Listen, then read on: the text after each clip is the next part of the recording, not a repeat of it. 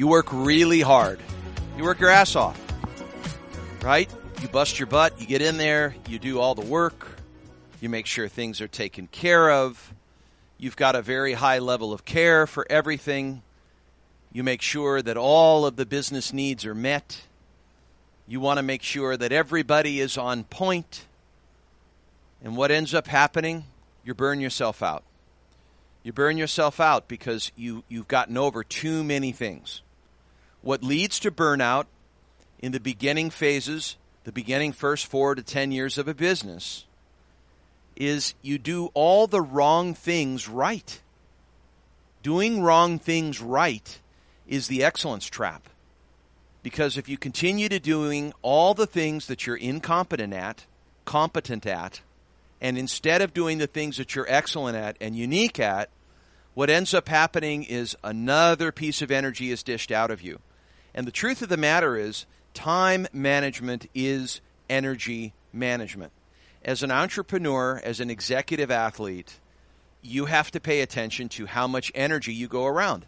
You have to go around. Think about your team. Think about your organization. What's the energy quotient of the team? So this brings me to the 40% rule, that no more than 40% of your scope of work, job description, time at work is to be have to kind of energy. What is have to? Have to is opposite get to. Get to energies are energies that have 3 components.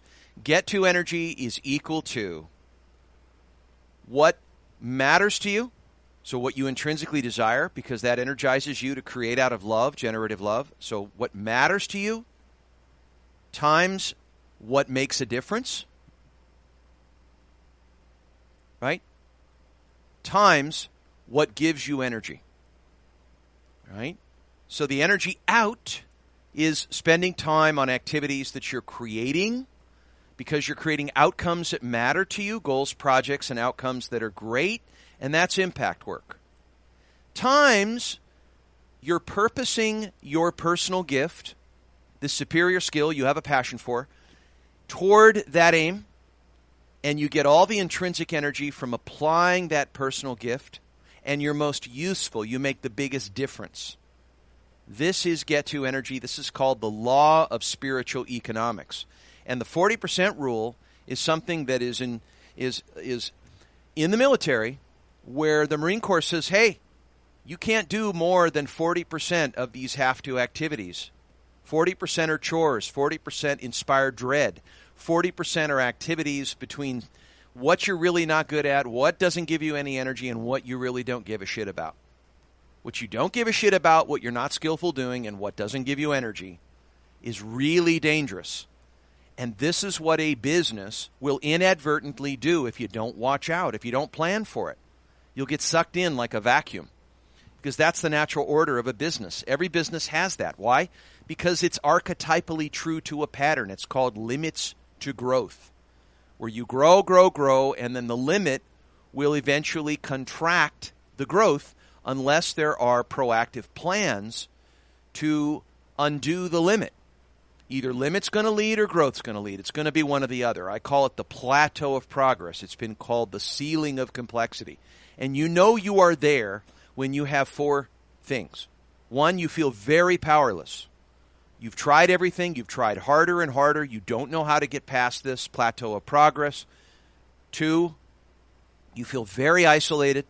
No one understands me. No one really gets me in my predicament. They don't get my world. Yeah, entrepreneurs feel very lonely. And CEOs feel very lonely because they can't talk to anybody. They don't want to let anybody know anything's wrong. And third is confusion lapsing. Confusion lapsing is, I really want to stop and learn. I really want to turn this. I want to build the plane and fly it. But JD, the intestinal fortitude I have, the emotional tension is so high, I don't know if I could bear it. The detox I have to go through to stop my old habits, the continuity is so strong. That's called the 700-pound gorilla.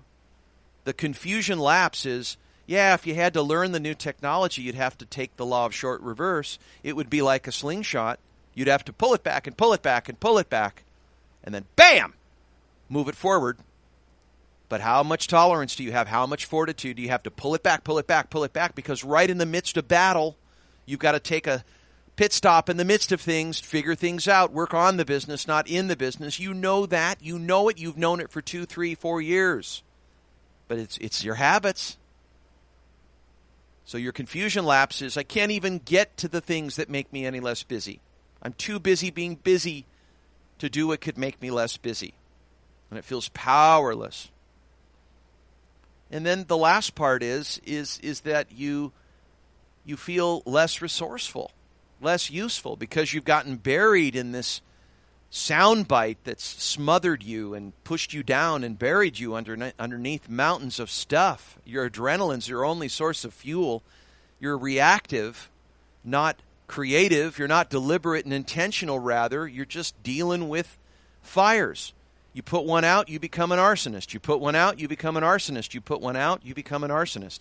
Every fire you put out, right? Every piece of water you put on the squeaky wheel, it oxidizes further. That's problem solving. Problem with problem solving is you can put out all the problems and still not create what you want. So this kind of reactive orientation becomes the means to disappearance for all entrepreneurs. They lose their enthusiasm. They lose the energy and the sense of power and certainty about the future. Certainty meaning, I know where I'm going. I think I can get there. I can see the far shore. I think I can taste it. I see a line of sight. No. This scrambles the message and says, don't try it. Oh boy, you're going to get yourself in a world of hurt.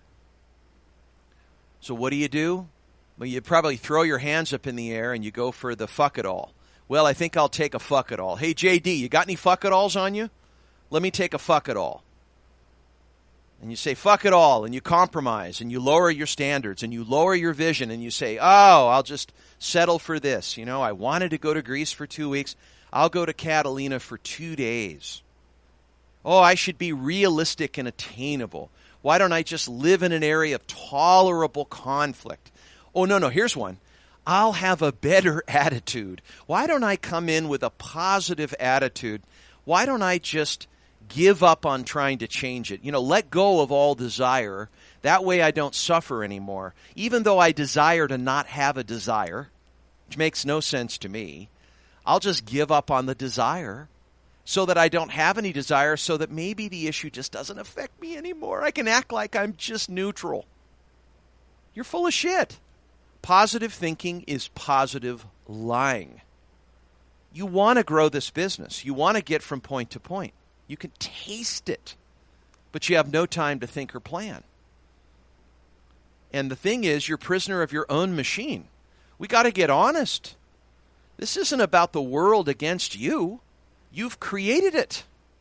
You have created your own mess. You've created your obligations minus your commitment to create them. You've created the have-tos. Isn't that something? It's by design. So you've got your own shit show, and you're trying to get out of it. You're trying to find a way out of the snake pit and the hornet's nest, and you keep getting bit, and more you're lowering yourself into the Dante's Inferno, walking down there with Virgil. Oh my gosh, I'm going into the abyss. I'm driving it off the cliff. When do I get home by 6 o'clock? When do my children get me at their dance recitals? When do I get away and enjoy all this freedom I was supposed to have? Because I don't have any. And I've buried myself, and I'm working 12, 14-hour days, and I'm tired, and I wasn't supposed to have this happen. Well, why is it that I could take another entrepreneurial leader, put them next to you, and they will create a completely different existence? Because they have a different set of habits. You are 100% disciplined to your own habits. And one of the first habits that I can tell you, in 25 years, over 55,000 sessions at this point, that's just it. The truth of the matter is, you have got to change your mindset. Because your mindset has been, I'll do it all myself. I am a rugged individualist. And the reason why is you're scared. You're suspicious of other people. Because you don't know if you can put your well-being in their hands. Well, if you're going to create freedom, you got to have a team. And if you're going to have a team, you got to welcome people's gifts around you.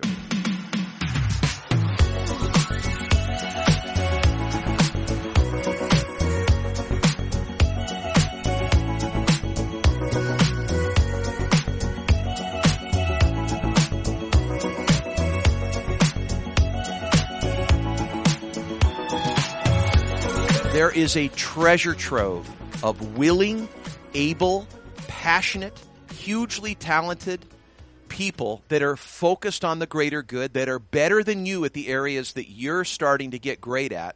And the more you get great at those areas, the more you forget to fire yourself from everything on the org chart, and you get the big debts, and you put your kids in the best schools, and you get the best roof over your home, you are fucked. Because now all the freedom goes to interference, and all the confidence goes to doubt. So, one thing first, we got to change how you look at the world, how you look at your life, how you look at yourself. You need to confront your own dependency. You don't have all the answers. You can be comfortable with your own ignorance. You can become coachable. You can become a learning leader. You can see greatness in others and bring them, empower them, take genuine interest in them, help other people take their unique abilities where they belong, because that is how you scale it. That is how artists and entertainers do it, is they have tons of help. They get comfortable with their ignorance. They don't let their egos get the best of them. They have to let go and let come. Because if you're going to nail this, if you're going to play this game at a high level, and when you're coached, that's the only thing you're going to do, is you're going to get great at delegating. You're going to inspire yourself to let go. You're going to pick the right people that are fit, equipped, that have the curiosity, that have the responsiveness, the resourcefulness, the alertness, the work ethic, the team leadership, that you have to begin to open your eyes. You have an abundant world around you of talent and ability, but you don't want to open your checkbook to invest because you're scared. They may let you down, so you hold on to all of it. But why be great at something that you hate doing? Why not learn, fail, make successful mistakes at something you love doing? Of course, if you don't know how to pick the right people, you don't know how to make the criteria, market the job, if you don't know how to attract them, if you don't know how to monitor them and measure them, welcome to the new life you're about to live. This is a new epoch of your life as a learning leader. Your most uncommon skill is your ability to get rid of what you're doing. Your not to-do list is your most popular companion. It's just in the midst of things, you have to plan to plan. If you don't take a moment, a time out, to think about, plan, thinking time, then this ship will not turn. You'll keep doing what you're doing, expecting different results, which Einstein says is the definition of insanity. You can't solve this problem at the level of thinking that causes it.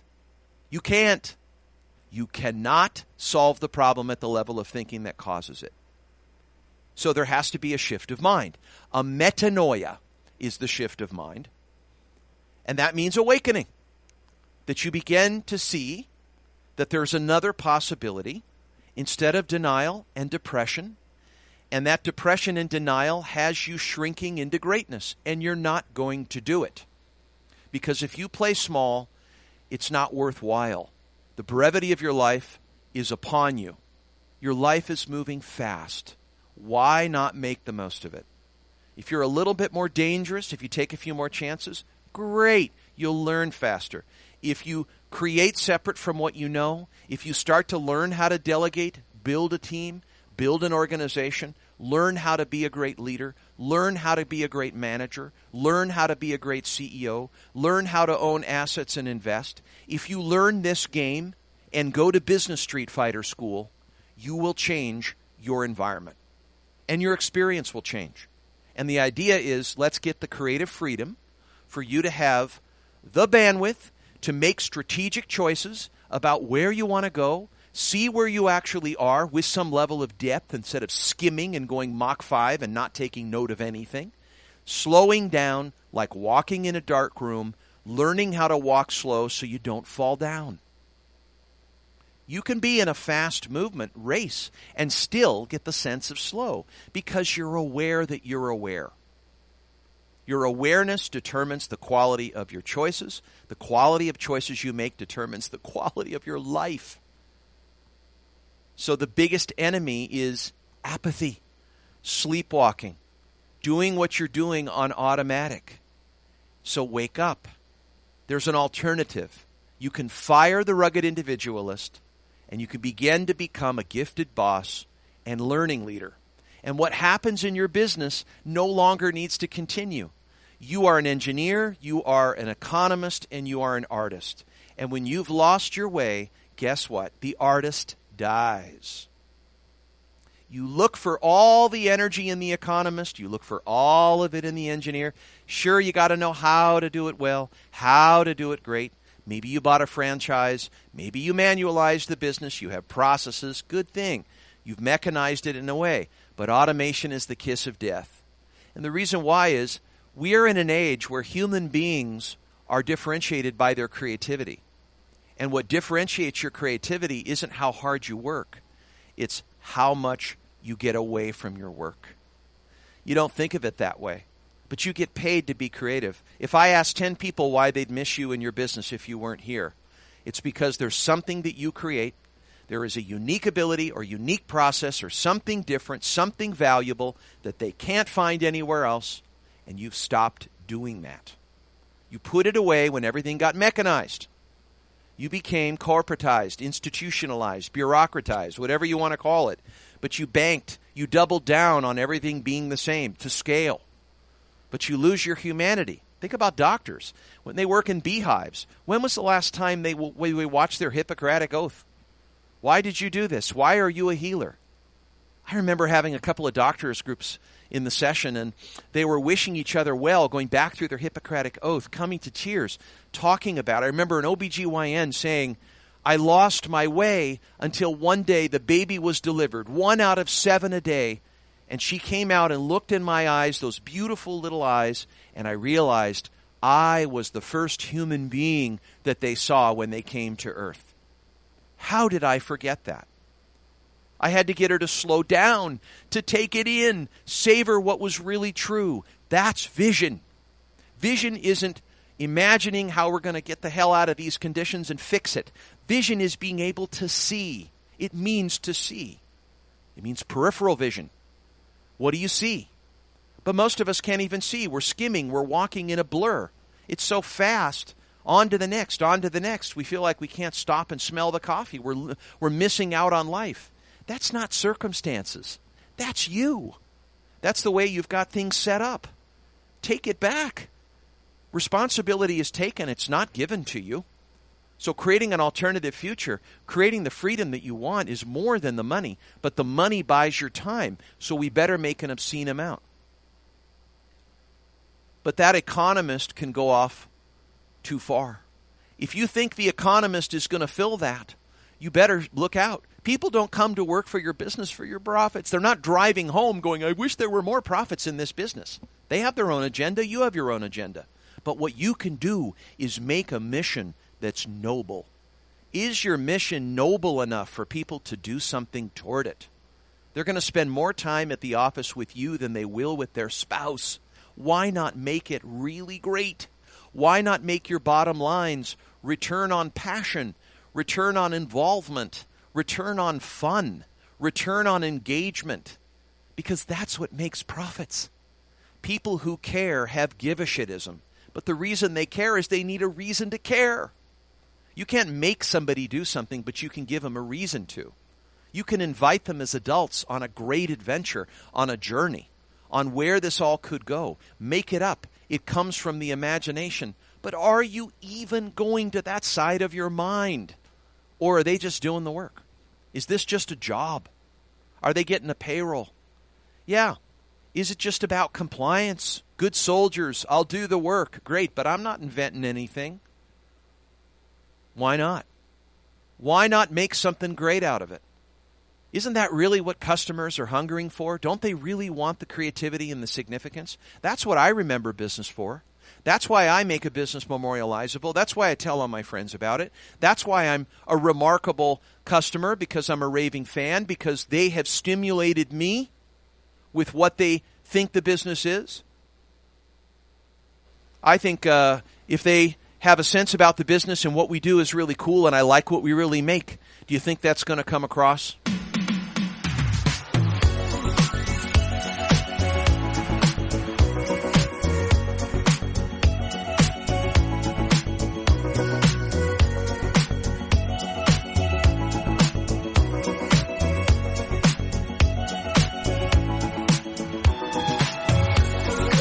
I know that there's some managers at Starbucks that during a meeting they pass coffee around. I know they're nuts.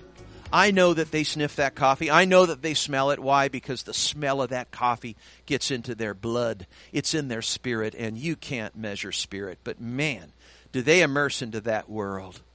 That sensory input of coffee gets them in the game, because this is what we do.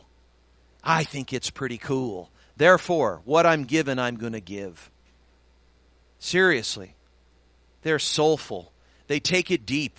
They put that coffee smell into the deep well of a soulful person. They see it in their DNA. It's in the ethos and character of their person. And so too is 1 to 2 to 3, like a tree and branches and a forest.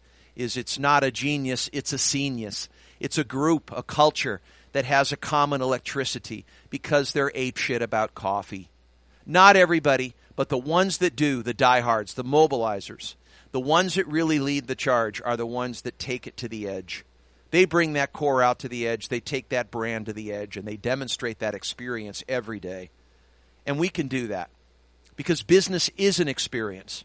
And if you don't get that, then you're not having any fun starting to create an alternative future. You're not going to fight for it. But it starts for vision. What do you want to create? What is the dream of your company? How bad do you want that? What outcome are you committed to with your unique ability to bring it into being? What could be possible? What is the big idea that is wanting to come into the world of your sandbox or industry that you're the one to do it?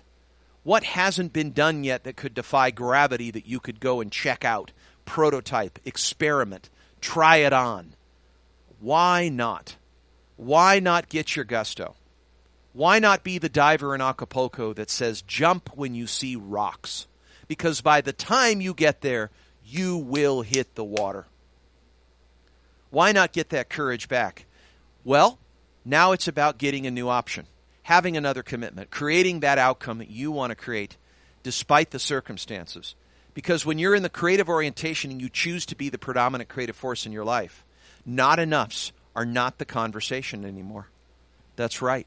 When you say, I don't have enough time, I don't have enough people, I don't have enough money, not enoughs is a misstatement of reality. It just means I haven't made up my mind. That's the truth of it.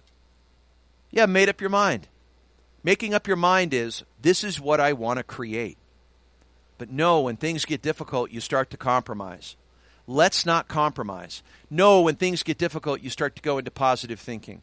Let's stay committed to the truth. The better off you are having a truth-telling in your company. In fact, the more truth-telling you have, the more baseline truth you have, the more sustainable your change efforts will be. Because we have a good basis of the truth from which to organize action. You got to know where you are. If I want to know what it takes to fly to New York, I got to know I'm in LA, not Missouri. I can't be in Missouri. I won't have the right amount of fuel. I won't have the right amount of people. I won't have the right amount of food. I won't do it. I won't know how. You got to have a starting point. And that requires brutal facts, honesty, good, bad, and ugly. What is going on compared to what we want to create?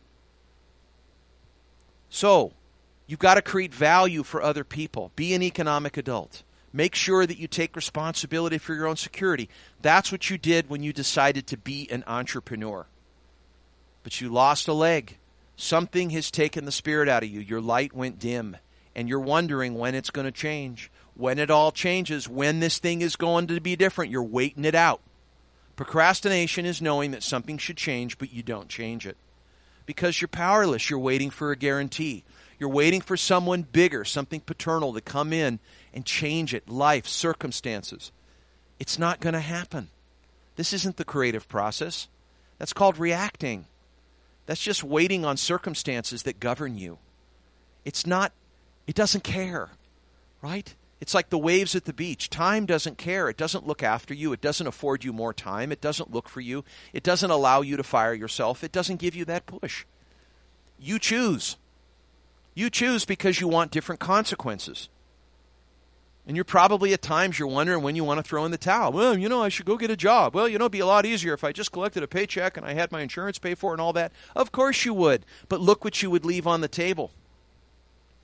You have an amazing gift, the opportunity of a lifetime, maybe even lifetimes, to build a legacy, a dynasty of a unique process, client experience that is second to none, that goes out in the world and makes a difference and solves great problems for people and builds bridges to opportunities for people and helps them reinforce strengths and things that they're confident and excited about. Reframe, regenerate, take a moment, stand back, disattach from what you have for a moment. Nothing is permanent. Just like kids at the beach, everything is a sandcastle. If you put all your things into it and you still didn't get it, you would grow because you're going to anyway. It's not about a guarantee. It's not about stepping back and seeing if it'll all work. You create it because you love it enough to create it. People don't make music because they'll guarantee it's a hit. Poets don't write poetry because they'll guarantee it's published. Book writers don't write books because they'll guarantee it's a winning seller. They write it for the sake of it. They write it because it matters. Business people, entrepreneurs, the artist creates because they do, because they love it enough, because they witness and listen to the generative things that are potentially going on, and they take chances with it, and they take issue if they don't. Because it's that kind of breed that you are, to do what you're born to do, like a horse in the pasture, to trust yourself, to trust your authentic self, not your artificial self. So play in this results-based economy. You have the opportunity to increase your capabilities in it. So one of the first things you're going to start to do, and it's going to sound crazy, is look at yourself outside work. What are you doing after work? What are you doing to rejuvenate yourself? Who are you with? Where are you going? What are you doing? Look at the activities you're doing. How much time off are you taking to rejuvenate, to become young again, to recreate yourself? Because if you don't control Alt-Delete, if you don't step away and get perspective, you can't get the law of the third level. And this teaching is, you don't try harder, you actually get breakthroughs, and they come from the outside. It's a little bit like trying to get someone pregnant. I know when I was working on getting my wife pregnant, she never did. But when I didn't try to get her pregnant, it was like a law of least effort. Things began to happen. I had a very strong intention that I wanted to give birth or have a baby, but it was about letting it go and not forcing it so hard, but really letting myself untether from the quiet desperation and control and forceful energy, and focusing more on being in unity a little bit with the possibilities of faith, and letting go and letting come, and having a profound humility combined with a fierce intention, and letting go of power, and letting the painting have the power, as Picasso would say, that this will come when the outcome is supposed to come, but I'm going to focus on creating the outcome. I don't know how. The way through how is yes, but I stayed in pursuit of it. And I continued diligently focusing on it at some level, but letting go of it having to happen on a deadline. So I released that kind of control and desperation, which was helpful because I stopped being angry about it. Holding the universe accountable for my terms, things happening on my terms, getting my way. It doesn't work that way. I think the more we get mature as adults, we realize how powerless we really are, and we start to harness the potential of that. That we take meaningful leaps into uncertainty, that we figure out that we have to maintain our inexperience to really grow. So how many free days did you take last year? Double it. How many free days are you going to take this year? Make it 130 to 140. I take 154 a year. How many of those days are you truly free? How much screen time are you getting? How are you going to say to yourself, I'm no longer going to be busy? How do you stop being busy? You stop being busy. You are 100% focused or disciplined to your own habits. So the focus is start planning your free days. And you know what's going to happen? You start depending on your team differently. Now all of a sudden the artist begins to live again. There's the resurgence of the artist, the economist, and the engineer balances with it. Because the artist is who you are outside your business as a Technicolor life. not black and white as if business was your identity, but that you're going to go after what you're going to do because you're going to manage your intensity with renewal. And that means you're going to be a balanced decision maker, stepping back, looking at things from different distances, learning how to be free, learning how to cut your mind off from thinking about, worrying about, and always being in your business mind. Creating a life, a business that serves it rather than consume it. So, the law of least effort, the law of the third level, the 40% rule, doing the impact work rather than the pseudo work, the excellence trap, always letting go, firing yourself from things that you shouldn't be doing. Don't be the frog in the boiling water. When you start to get used to all the work, it's like the frog that's in the lukewarm water. You heat it up slowly. It's not sensitive to the changes. The frog dies. It gets cooked. But if you see the work as boiling water, if you jump into those activities that don't give you energy, that don't become skillful for you, the highest and best possible use of your skills, superior skills, and they don't focus you towards the intrinsic outcomes that you want, it's a signpost on the wall that says you need a team. You will not do this alone. You must confront your dependence. Be comfortable with your own ignorance. These are some of the mindsets and methods and concepts that are the beginning stages, the beginning stage, the kindling stage of getting past the plateau and creating a life you love and creating an existence where you never have to deal with these threats anymore. You confront the 700-pound gorilla. You offload it on the ground or put it in the tree. You will not be the frog in the boiling water. You will bypass that. You won't be too busy to do what could make you a lot less busy. You have time to think and plan because you're changing your behavior and you're getting coached. You are getting help in the cockpit with a wingman that's guiding and driving because this process is difficult. And knowing that it is, knowing how strong the allurement of continuity is versus change, we got to make a heck of a go at creating the change because the vision that you have matters. For the sake of it, it's not a problem that you're solving. It's an outcome that you love. You generate it, and you're holding steady. No positive thinking, please. Do not manipulate yourself out of imagining the worst conflict. You've got to avoid the problem. No. You can solve all your problems and still not create what you want. Focus more on the outcome. It's about the significant fews. It's not the trivial many's. And for you to do all the things you're doing, putting out fires, you become an arsonist.